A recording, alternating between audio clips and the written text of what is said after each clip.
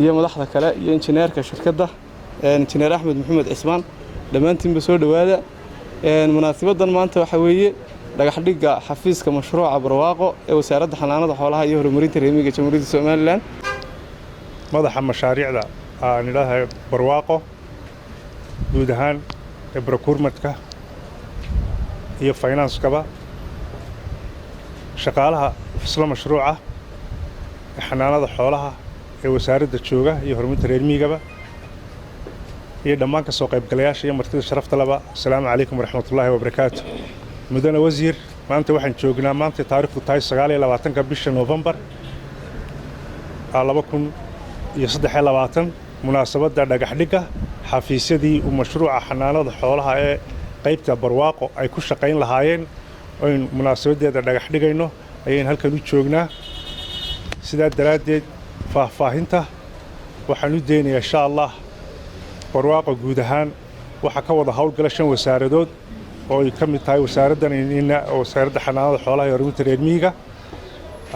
aan idhaahdo wasaaradda biyaha iyo kheyraadkeeda iyo deegaanka iyo wasaaradda beeraha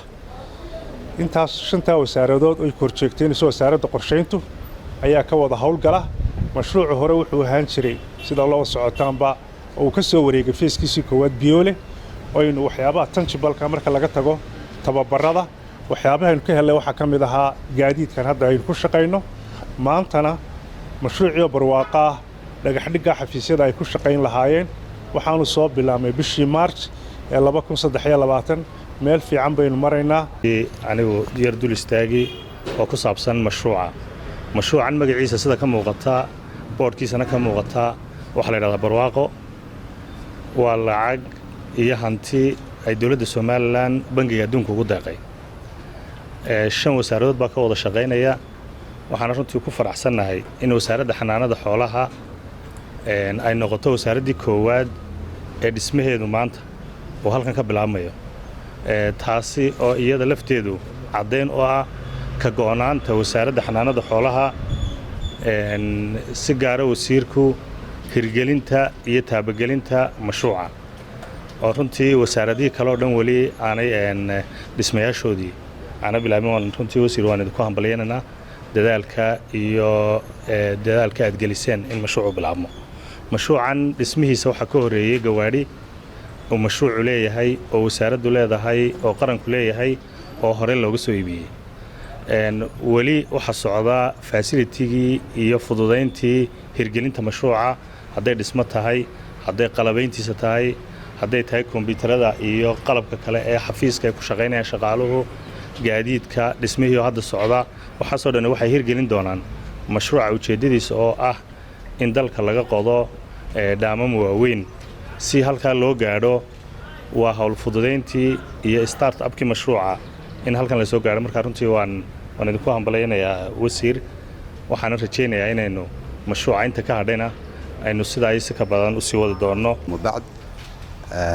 aniga magacaygu yahay Axmed Maxamed Cismaan ahna General Manager-ka Alkaramo Construction Company marka hore waxaan salaamayaa dhammaan madaxda wasaaradda xanaanada xoolaha iyo horumarinta reer miyiga ugu horeeyo wasiir Siciid Sulub iyo agaasimaha guud kulli shirkadda Alkaramo Construction waxay ka mid tahay shirkadaha waaweyn ee ka hawlgala dalkeena Soomaaliland kana shaqeeya horumarka dalka waxaana la aasaasay shirkadda Alkaramo Construction 2017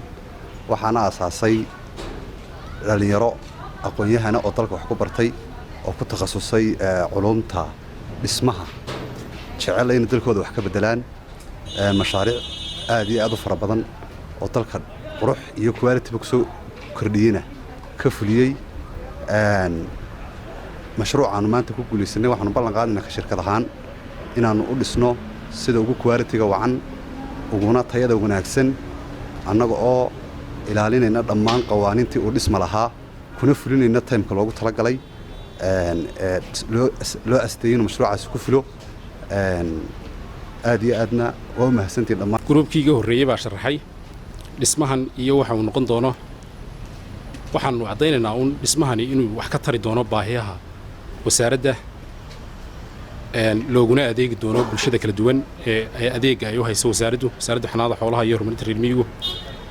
waa mashruuc wax ka tari doona runtii sidaynu ogsoonahay 10 mashruuc baa jiray oo baanka adduunku u qorsheeyay Somaliland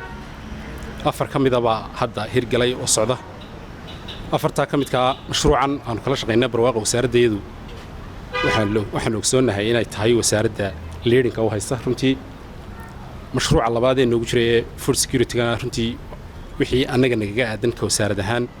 waxaan rajaynaynaa inaanu dadajino mashaariicda kale ee Somaliland ugu jirta wasaaradaha iyo hay'adaha kala duwan runtii iyagana waxaan codsanaynaa in ay fududeeyaan si mashaariicda horumarinta Somaliland looga faa'iideysto bulshada uga faa'iideysto ayaan runtii soo jeedin lahaa wasaaradaha kale iyo hay'adaha kale ee mashaariicda ay ugu jiraan waana uga mahadnaqaynaa runtii mashruucan baanka adduunka iyo project-kan barwaaqo